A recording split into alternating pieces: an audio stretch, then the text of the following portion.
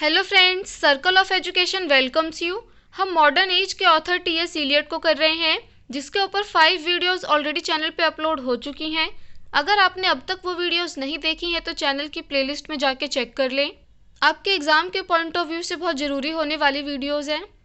आज की इस वीडियो में हम टी.एस. इलियट का बहुत ही इंपॉर्टेंट और मेजर वर्क डिस्कस करने वाले हैं, द वेस्टलैंड, जिसमें से अक्सर एग्ज़ाम में क्वेश्चन बन जाते हैं।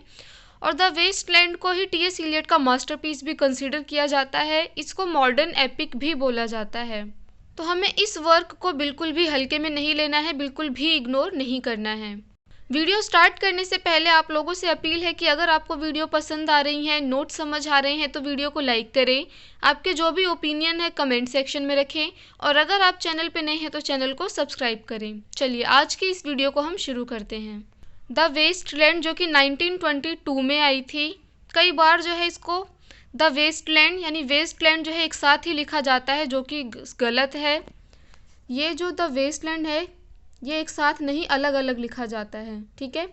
और सिर्फ वेस्टलैंड भी इसको नहीं बोला जाएगा, क्योंकि ये जो वर्क है वेस्टलैंड, ये ऑलरेडी मॉडिसन ने जो है यूज़ किया हुआ था अपने एक वर्क में, जो कि उन्होंने 1913 में ही पब्लिश किया था सिमिलर थीम के साथ। तो इसका प्रॉपर टाइटल क्या है? The Westland. 3 वर्ड्स में है ये। एग्ज़ाम में क्वेश्चन बन जाता है और स्टूडेंट कंफ्यूज हो जाते हैं, तो आपको कंफ्यूज नहीं होना है। ये एक मॉडर्न एपिक है जिसमें 434 लाइन्स हैं। बात करें अगर इसके पब्लिकेशन की, तो पहली बार ये पोएम जो है वो यूनाइटेड किंगडम में पब्लिश हुई थी। यानी सबसे पहले ये कहाँ पब्लिश हुई थी? यूके में, और मैगजीन का नाम था द क्राइटेरियन, अक्टूबर में। उसके बाद ये यूएस में पब्लिश हुई है, यूनाइटेड स्टेट्स में। और कौन सी मैगजीन में हुई है? द डायल में। कई बार क्वेश्चन जो है इस पे ही बना है, तो आपको याद रखना है कि पहले यूके में पब्लिश हुई है और फिर यूएस में। यूके में पब्लिश हुई थी अक्टूबर में, यूएस में पब्लिश हुई है नवंबर में, और दिसंबर में ये बुक की फॉर्म में पब्लिश हुई थी। ईयर जो है इनका सेम ही है, 1922। तो टी.एस. इलियट जब इस वर्क को लिख रहे थे तो इसका टाइटल इन्होंने सोचा था ही do the police in different voices, जो कि कहाँ से लिया गया था? एक टाइटल इन्होंने लिया था, चार्ल्स डिकेंस की नॉवल थी आर म्यूचुअल फ्रेंड, वहाँ से इन्होंने इस टाइटल को लेने की सोची थी, लेकिन बाद में इस आइडिया को उन्होंने ड्रॉप कर दिया। द वेस्टलैंड जो है इसमें 5 सेक्शंस देखने को मिलेंगे। वो 5 सेक्शंस कौन से हैं आइए देखते हैं। The burial of the dead जिसमें 76 लाइन्स हैं।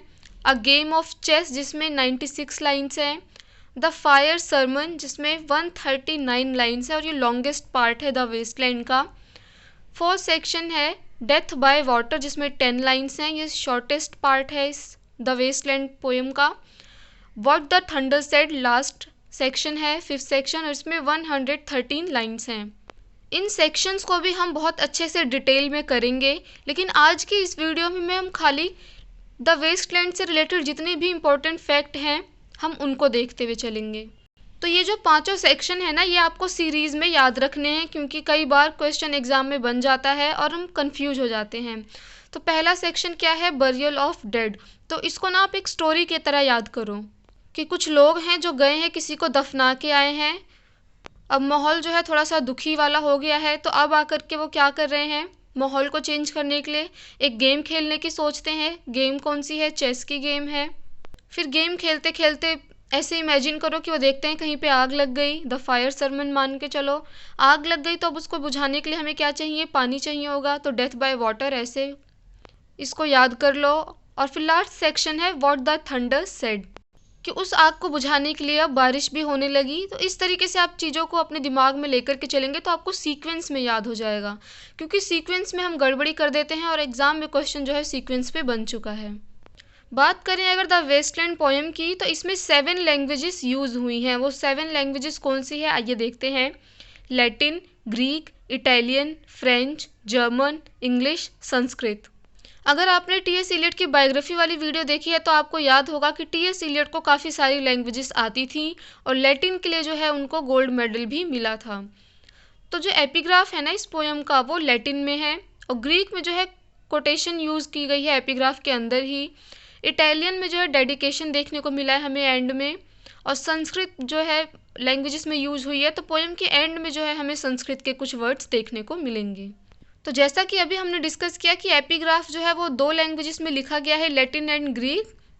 At first, epigraph of this poem was intended to come from Joseph Conrad's novel Heart of Darkness. कि जब टी.एस. इलियट इसको लिख रहे थे ना, तो उन्होंने शुरू में सोचा था कि इसका जो एपिग्राफ है वो जोसेफ कोनार्ड की एक नॉवल है हार्ट ऑफ डार्कनेस, ये आपने पढ़ी होगी कभी ना कभी। वहाँ से इन्होंने एपिग्राफ लेने की सोची थी, लेकिन इनके जो फ्रेंड थे और मेंटोर थे एजरा पाउंड, उन्होंने जो है इसको मना किया, क्योंकि वो टी.एस. इलियट के इस आइडिया से जो बहुत सेटिस्फाई फील नहीं कर रहे थे, इसलिए इन्होंने इस एपिग्राफ को मना कर दिया। और बाद में जो अब जो प्रेजेंट में एपिग्राफ है द वेस्टलैंड का, ये इन्होंने कहाँ से लिया है? द सेट्रियोकॉन ऑफ पेट्रिनोस से। और वो एपिग्राफ क्या है? I saw with my own eyes the Sibyl of Cumae hanging in a jar and when the boy said to her, Sibyl what do you want? She replied, I want to die. ये जो है epigraph है और ये कहाँ से लिया गया है? The Satyricon of Petronius. ये आपको याद रखना है, इम्पॉर्टेंट है, एग्जाम में पूछा जा सकता है। तो वैसे तो ये पोएम 1922 में पब्लिश हुई थी, लेकिन इसका एडिशन एक आया था 1925 में भी, और इस एडिशन में टी.एस. इलियट ने इस वर्क को डेडिकेट कर दिया था एजरा पाउंड को, और उनके लिए इन्होंने क्या लिखा था? इल मेग्लियो फेब्रो। ये जो है इटालियन में लिखा है और इसका मतलब है द बेटर क्राफ्ट्समैन। और ये जो फ्रेज है कहाँ से लिया गया है? डांटे का एक वर्क है डिवाइन कॉमेडी, वहाँ से लिया गया है। बात करें अगर इस पोएम के नरेशन की, तो इसका जो नरेटर है वो एम्बिगुअस है, चेंज होता रहता है, कुछ बहुत ज़्यादा क्लियर नहीं है। कभी ह्यूमैनिटी को इसका नरेटर दिखाया गया है, कभी टिलियट जो है वो खुद नरेटर बन जाते हैं, कभी ट्रेसियस को जो है नरेटर बनाया गया है। ट्रेसियस कौन है? अगर आपने ग्रीक प्लेस पढ़े होंगे तो आप इस कैरेक्टर से वाकिफ़ होंगे। एक ब्लाइंड प्रॉफिट था, इसके अंदर मेल और फीमेल दोनों वाली क्वालिटीज़ थी, दोनों कैरेक्टरिस्टिक्स थे। और इसके लिए क्या टर्म यूज़ हुआ है पोएम में? हर्माफ्रोडाइट, ये आपको याद रखना है। और कभी कभी जो है इसमें नरेटर हमें फिशर किंग देखने को मिलेंगे। इस पोएम को मॉडर्न एज का एपिक भी बोला जाता है। इसमें हमें स्ट्रॉन्ग इन्फ्लुएंस देखने को मिलता है बुद्धिज़्म, हिंदू उपनिषद और वेस्टर्न कैनन का। पोएम के 5 सेक्शन को मिला करके इसमें कुछ करेक्टर्स हैं जो एग्ज़ाम में पूछे जा सकते हैं। वो करेक्टर्स कौन से हैं आप देखिए। चिरासियस है, मैडम सुजोस्ट्रिस है, स्टेटसन है, मिस्टर यूगेंडिस हैं, फ्लेबस है, फिलोमिल है, मारी है, एक हियासिंथ गर्ल है, लिल है, अल्बर्ट है, क्वीन एलिजाबेथ है एंड उनके लवर अर्ल ऑफ लिसेस्टर। बात कर लेते हैं द वेस्टलैंड के सोर्सेज की, क्योंकि ये जो वर्क है ना द वेस्टलैंड, ये लिटरेरी एल्यूजन्स से भरा हुआ है। इसमें बहुत ज़्यादा राइटर्स के जो वर्क हैं वहाँ से सोर्स लिए गए हैं। तो वो कौन से हैं आइए देखते हैं। होमर्स, फोक्लिस, पेट्रोनियस, ये सारे कौन है? ग्रीक राइटर हैं। Homers, Sophocles, Petronius, Virgil, Ovid, Saint Augustine of Hippo, William Shakespeare, Dante, Spenser, Andrew Marvell, Oliver Goldsmith, Thomas Kyd, Gerard de Nerval, John Webster, Milton, Joseph Canadian, Walt Whitman और Huxley. और भी इसमें काफ़ी sources होंगे, लेकिन ये जो है ये मेन सोर्सेज हैं। बात करें अगर द वेस्टलैंड के थीम्स की, तो वह क्या है? Disillusionment of past, war generation and sterility of modern men, sexual perversion, loss of faith and moral values, lack of human relationship, commercialization of life. The core of Westland is the Christian doctrine of rebirth through prayers and suffering. Eliot believes that man's salvation is possible only when every man thinks of his own self-purification.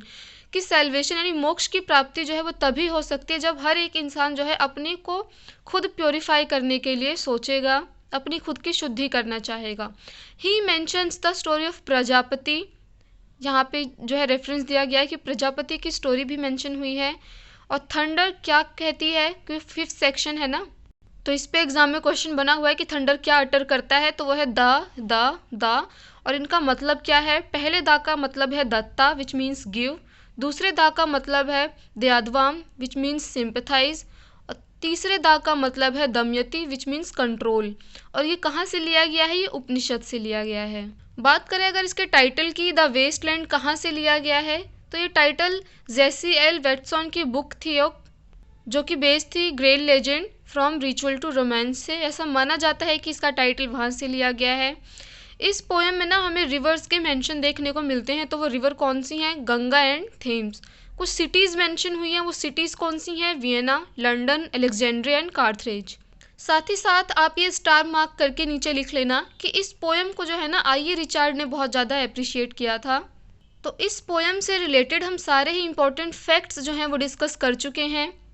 Upcoming video में इसके जो 5 section हैं, the burial of dead, game of chess, fire sermon, death by water and what the thunder said, इनको जो है हम बहुत detail में कवर करेंगे। आज की इस वीडियो को हम यहीं कंप्लीट करते हैं।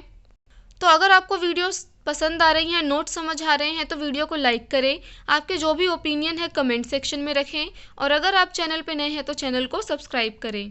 Thanks for watching this video.